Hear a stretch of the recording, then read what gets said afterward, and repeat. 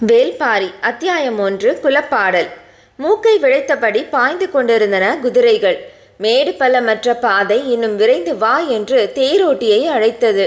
தேரை ஓட்டும் மாதன் குதிரையின் கடிவாளத்தை சுண்டியபடி வேகத்தை மேலும் அதிகப்படுத்தினான்.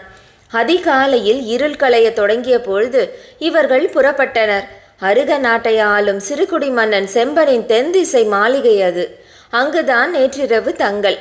அதுவரை தேரை ஓட்டி வந்தவன் நாகு. இனி அடர்காட்டு பகுதியில் பயணம் இருக்கும். இந்த நிலப்பாதையை நன்கு அறிந்த தேரோட்டி இவனது பெயர்தான் ஆதன். நாளை இவன்தான் உங்களை அழைத்து செல்வான் என்று கூறி வணங்கி விடை பெற்றான். புறப்படும்போது நாகுவிடம் ஆதன் கேட்டான், இவர் யார்? மன்னரின் சுற்றத்தாரா? இல்லை, இவரின் அடிமை நான் என்று மன்னர் என்னிடம் கூறினார். பதில் கேட்டு ஆதன் நடுங்குற்றான். சற்று நிதானித்து, அப்படியென்றால் ஏன் தனியாக வந்திருக்கிறார்? உடன் பாதுகாப்புக்கு யாரும் வரவில்லையா? பெரும் படையே புறப்பட்டது என்று சொன்ன நாகு சற்று குரல் தாழ்த்தி, முதலில் தேரை ஓட்ட வல்லவனின் இருக்கையில் ஏறி அமர்ந்ததே மன்னர்தான். இவர் ஒற்றை சொல்தான் சொன்னார். எல்லோரும் நின்று கொண்டார்கள். நான் மட்டும் அவரை அழைத்து கொண்டு வந்தேன். சொல்லிவிட்டு புறப்பட தயாராகும்போது ஆதன் மீண்டும் கேட்டான், மன்னர்களை ஆளும் இந்த தெய்வத்துக்கு தனித்த பெயர் எதுவும் இருக்கிறதா? பெரும் புலவர் கபிலர். ஆதன் இரவு முழுவதும் தூங்கவில்லை. பதற்றத்திலேயே இருந்தான். பொழுது விடிந்தது. தூக்கமின்மையை காட்டிக்கொள்ளாமல் உற்சாகமாக குதிரையை பூட்டி தேரை தயார் செய்தான். மாளிகையில் இருந்து கபிலர் வெளியேறி வந்தார். நரை முழுமை கொள்ளாத தாடி, வேந்தனை போல் தலைமுடியை உச்சியில் முடிச்சிட்டு சிறுகோல் ஒன்றை செருகியிருந்தார். பேரறிவின் இருமாப்பு கண்ணொளியில் மின்னியது. பார்த்ததும் நெடுஞ்சான் கிடையாக விழுந்து வணங்கினான் ஆதன். அவரது வாழ்த்து சொல் காதில் கேட்க எழுந்து திரும்பிய போது அவர் குதிரையின் கழுத்தை தடவி கொடுத்து கொண்டிருந்தார். குதிரைகள் புதிய மனிதர்களை தொடவிடாது. ஆனாலும் தேரில் பூட்டப்பட்டிருந்ததால் ஓரளவுக்கு மேல் அதனால் விலகவோ முகத்தை திருப்பவோ முடியவில்லை. மயிலும் குதிரையும் தனது மொத்த அழகையும் நீண்டு திருப்பும் கழுத்தில் வைத்திருக்கிறது என்று சொன்னவர் சிரித்த முகத்தோடு தேரில் ஏறினார். ஆதன் மிக திறமையான தேரோட்டி. பயணத்தின் அதிர்வு பசுந்தூள் மெத்தையை கடந்து உடலில் உணர முடியாதபடி தேரை செலுத்துவான். அவன் நினைத்ததை விட வேகமாகவே வேட்டுவன் பாறைக்கு வந்துவிட்டான். அருகில் வந்ததும் வேகத்தை குறைக்க கடிவாளத்தை இழுத்து நிறுத்தினான். கடிவாளத்தில் இருக்கும் பூன் எழுப்பிய உலோக ஒளி தனித்து மேலெழும்பியது. தலை தூக்கி பார்த்தார் கபிலர். எதிரில் இரு சிறு குன்றுகள், அதற்கு பின்னால் அடுக்கடுக்காக மலைத்தொடர்கள். அதன் உச்சி வெண்மேகத்துக்குள் மறைந்திருந்தது. மேலெழும்பிய உலோக ஒளி மலையோடு மறைந்தது. ஐயா, இதுதான் பச்சை மலைத்தொடரின் முன்னால் இருக்கும் வேட்டுவன் பாறை. இந்த வழியாகத்தான் பாரியின் பரம்பு மலைக்கு போக வேண்டும் என்று கேள்விப்பட்டிருக்கிறேன். கபிலர் வண்டியை விட்டு கீழே இறங்கி பார்த்தார். கண்ணு கெட்டும் தூரம் வரை மலை விரிந்து கிடந்தது. நீர் வற்றிய காற்றாற்றை கடந்து வேட்டுவன் பாறையில் பாதி ஏறுவது வரை ஆதன் நின்று பார்த்து கொண்டே இருந்தான். இதற்கு முன்னால் பரம்பு நாட்டுக்கு போனது கிடையாது. பாதை எவ்வளவு தூரம் இருக்கும்? துணைக்கு யாராவது வருவார்களா? போய் சேர எத்தனை நாளாகும் என எதுவும் தெரியாது. தன்னந்தனியாக எந்த தைரியத்தில் அந்த அடர்வனத்துக்குள் இவர் போய்கொண்டிருக்கிறார்? ஆதனுக்கு வியப்பு குறையவே இல்லை. வேறு வழியின்றி அந்த இடத்தை விட்டு புறப்பட்டான். உச்சி வெயிலிலும் ஈரக்காற்று வீசியது. குன்றின் சரிவில் போய்கொண்டிருந்த பாதை சற்றே வளைந்து மேல் நோக்கி ஏறியது. பாறையில் இருந்து சரிந்து கிடக்கும் வேர்கள் கைப்பிடிக்கவாக இருந்தன. கபிலர் வேரை இறுக பிடித்து விசை கொடுத்து மேலேறிய பொழுது தனக்கு வயதாகிவிட்டதை உணர்ந்தார். உடல் வேர்த்தது, மூச்சு வாங்கியது. நடையின் வேகத்தை சற்றே குறைக்கலாமா என்று யோசிக்கையில் கால்கள் நின்று கொண்டுதான் இருந்தன. சிறிது இளைப்பாரி மீண்டும் நடந்தார். இடப்புறம் கீழே நீர் வற்றி கிடக்கும் காற்றாற்றின் அழகை பார்த்தபடி ஒற்றையடி பாதையை நோக்கி கண்களை திருப்பினார். செடிகளுக்கு இடையில் ஏதோ உருவம் தெரிகிறதே என்பதை உணர்ந்தவர் மீண்டும் கீழே உற்று பார்த்தார். இவர் நடக்கும் பாதையை நோக்கி ஒரு இளைஞன் கையில் வேல் கொம்போடு சரசர சரவென மேலேறி வந்தான். கபிலருக்கு அவனது உருவம் பதியவில்லை. அவன் வந்த வேகம்தான் பதிந்தது. மேலே ஏறியவன் கபிலரை கடந்து முன்னால் போய்க் கொண்டிருந்தான். நின்று பேச அவனுக்கு பொழுதில்லை. நடந்து கொண்டே கேட்டான், நீங்கள் யார் என தெரிந்து கொள்ளலாமா? கபிலர் கண்ணிமைத்து அவனை பார்த்தார். பதில் சொல்வதற்குள் மறைந்து விடுவானோ என்று தோன்றியது. குரல் உயர்த்தி சொன்னார், கபிலர், நான் பெயரை கேட்கவில்லை, யார் என கேட்டேன். எதிர்காற்றில் சற்றே தடுமாறினார் கபிலர். தடுமாற்றத்திற்கு காற்று காரணம் அல்ல என்பதை அவரது மனம் சொல்லியது. நான் புலவன். பாணர் குலமா? கேட்டபடி நடந்து போய்கொண்டே இருந்தான். அவனை பார்ப்பது, பாதையில் கவனம் கொள்வது, பதில் சொல்வது என்ற 3 வேலைகளை கபிலர் செய்ய வேண்டி இருந்தது. இல்லை, பாணர்கள், பாடல் பாடுபவர்கள், இசைஞர்கள், கலைஞர்கள். நான் அவர்கள் இல்லை. நான் புலவன், எழுத கற்றவன். பதில் சொல்லி முடிக்கும்போது கேள்வி வந்தது. எழுத்து என்றால்? மலையேறும் ஒரு பாதையில் இவ்வளவு தூர இடைவேளியில் ஒரு உரையாடலா? உரத்த குரலில் பதில் சொல்வதற்கு மூச்சுக்காற்று ஒத்துழைக்க மறுத்தது. ஆனாலும் கபிலர் உரத்தே சொன்னார், மரத்தை ஓவியமாக வரைந்து பார்த்திருக்கிறாயா? பார்த்திருக்கிறேன். குகைப்பாறையில் நிறைய மரங்கள் ஓவியமாக வரையப்பட்டுள்ளன. அதே போல நாம் பேசும் மொழியை ஓவியமாக வரைவதுதான் எழுத்து. அவனது நடையின் வேகம் கொஞ்சம் குறைந்தது. யோசிக்கிறான் என்று புரிந்தது. அவனை கொஞ்சம் உள்ளிழுக்க முடியும் என்ற நம்பிக்கை கபிலருக்கு வந்தது. உனது பெயர் என்ன? நீலன். இங்கே வா, வரைந்து காட்டுகிறேன் என்று சொன்ன கபிலர் கீழே கிடந்த காய்ந்த குச்சியை குனிந்து எடுத்தார். அவன் சட்டென அருகில் வந்தான். அதை கவனித்தபடியே குச்சியால் கீறி அவனது பெயரை மண்ணில் எழுதினார். அதை பார்த்தது முதட்டோரத்தில் ஒரு இளஞ்சிரிப்பு. மீண்டும் நடக்கத் தொடங்கியவன், நான் என்ன யானையின் சாணத்தில் செரிக்காமல் கிடக்கும் ஈக்கியைப் போலவா இருக்கிறேன்? எதிர்காற்று மீண்டும் அடித்து கபிலரை தள்ளாட வைத்தது. நீலன் வேகமாக போய்கொண்டிருந்தான்.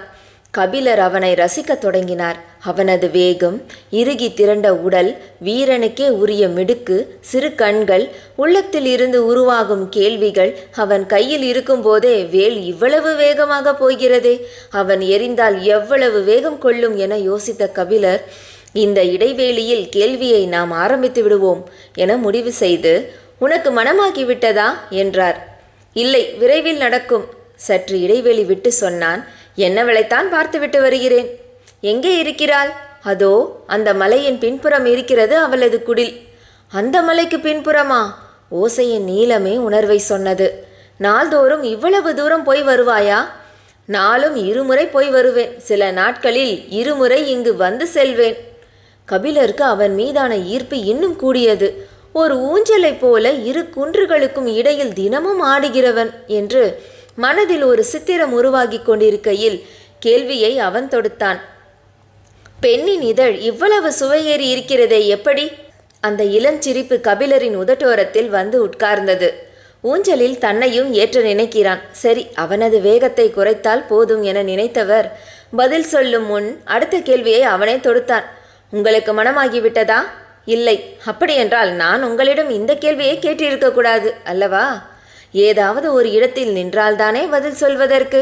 கனப்பொழுதில் 3 கொப்பு தாவுகிறான். இவனை எப்படி அடைத்து நிறுத்துவது என யோசித்த கபிலர், உனக்கும் தான் மனமாகவில்லை என்றார். நான் வீரன். கபிலர் திகைத்து போனார். இவன் என்னை என்ன சொல்ல வருகிறான் என யோசிக்கையில் அவன் பதிலை தொடர்ந்தான். எப்பொழுது போர் மூலும் என தெரியாது. பரம்பு நாட்டுக்கு சூழவும் எதிரிகள்.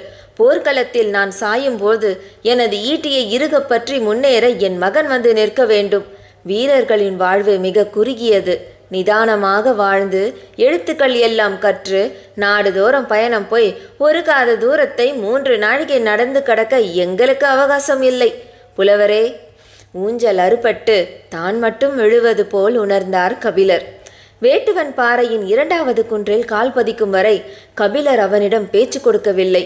அவனை பற்றிய ஒரு கணிப்பை உருவாக்கி கொள்ள முடியவில்லை.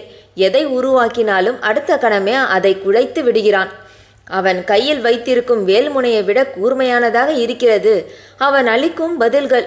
அவனை கணிக்க முடியவில்லை என்பதை மனம் ஏற்கவில்லை. ஆனால் ஒன்று புரிந்தது.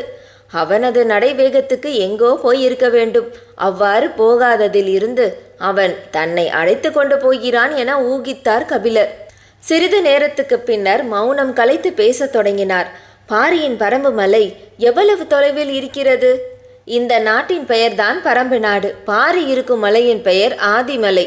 அந்த மலையில்தான் வேளிர் குலத்தை தோற்றுவித்த மாவீரன் எவ்வி தலைநகரை உருவாக்கினான். நிலப்பகுதிக்கு வந்து பாணர்கள் பாடிய பாடல்களில் இருந்தே பலவற்றை நாம் ஊகித்து கொள்கிறோம். ஆனால் உண்மை எவ்வளவு விரிவுடையதாக இருக்கிறது என யோசித்தபடி கபிலர் கேட்டார். அங்கிருந்துதான் பாரியின் அரசாட்சி நடக்கிறதா? கேள்வி நீலனுக்கு சிரிப்பை உண்டாக்கியது. பாரி அரசன் அல்ல, வேளிர்குல தலைவன்.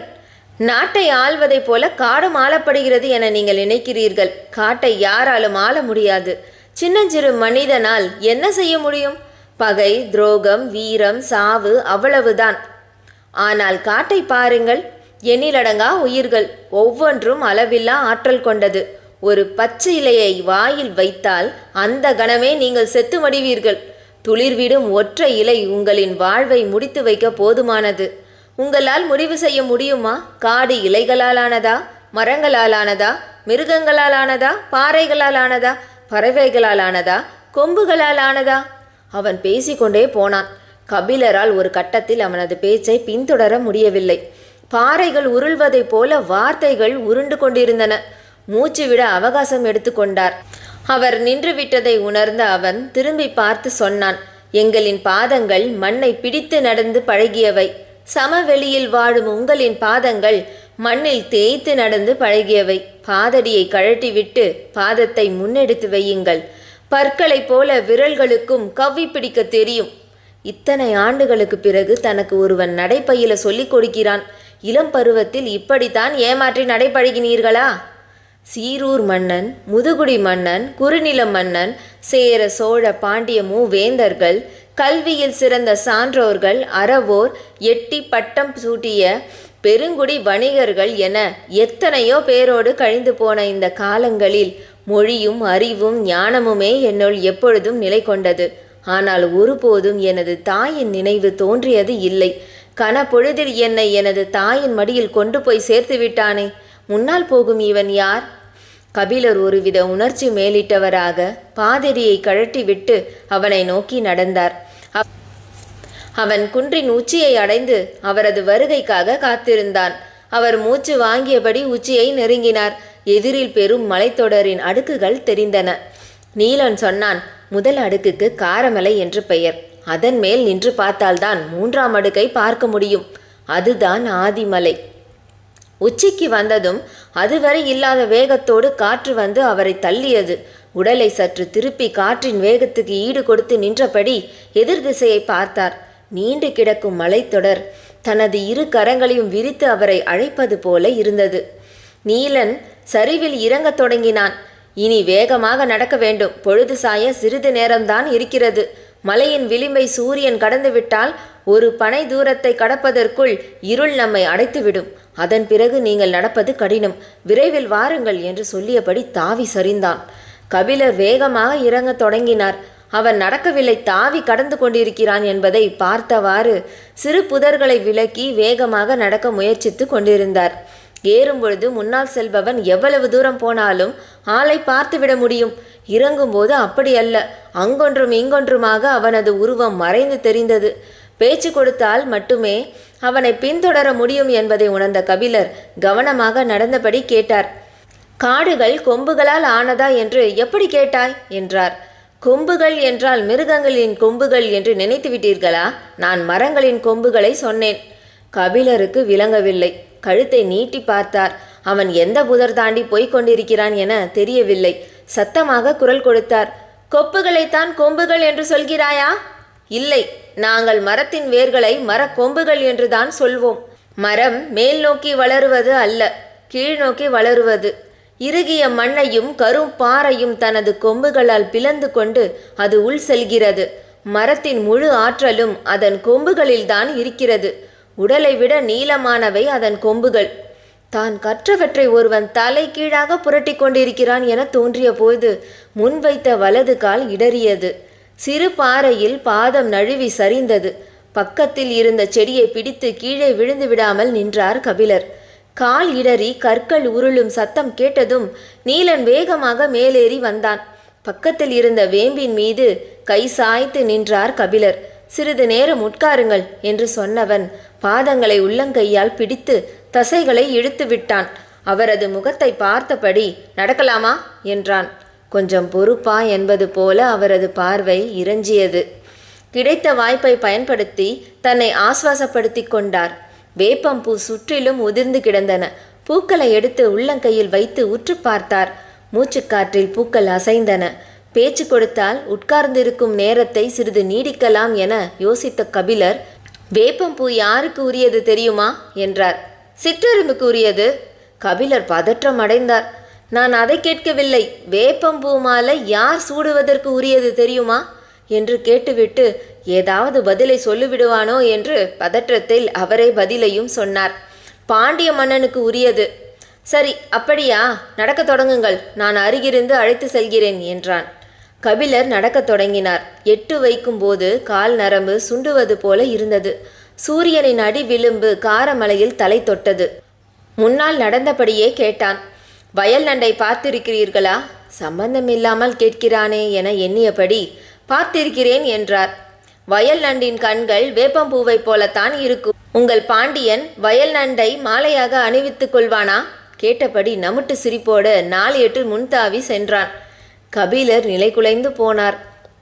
பெரும் வேந்தனை, சாதாரண வீரன் ஒருவன் இவ்வளவு தாழ்த்தி தன்னிடம் பேசுகிறானே, இதை கேட்டுக்கொண்டிருப்பது அறமல்ல என்று தோன்றியது.